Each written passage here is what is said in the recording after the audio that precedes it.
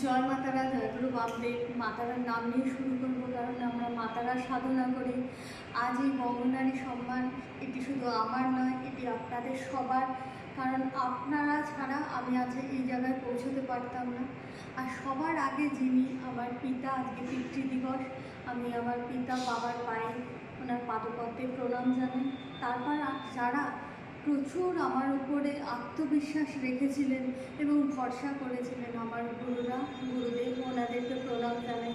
তারপরে যারা সবসময় আমার সাথে সহযোগিতা করেছে, আমার পরিবার, ওদের সকলকে আমি আমার সাথে থাকার জন্য, আমার উপরে ভরসা করার জন্য সবাইকে অভিনন্দন জানাচ্ছি।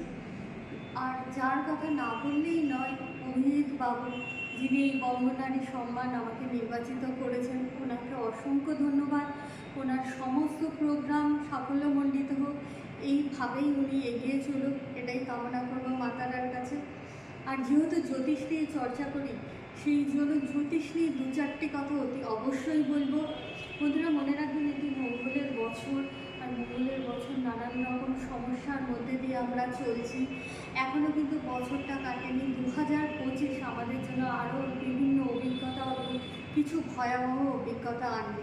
যেমন কিছু স্কিনের ডিজিজ, কিছু শারীরিক আরও আমাদের সমস্যা, রোগ ব্যাধি, তার সাথে অ্যাক্সিডেন্ট, তার সাথে রক্তপাত, কাটা ছেঁড়া। আপনারা অতি অবশ্যই এখান থেকে সাবধান থাকবেন। আর অতি অবশ্যই বলবো, আপনারা কিন্তু প্রত্যেকে হনুমান চল্লিশা কিন্তু পাঠ করবেন, কারণ একমাত্র বজরংবলী যিনি আমাদেরকে কিন্তু এই বিপদ থেকে উদ্ধার করতে পারবেন। জয় মাতা দি।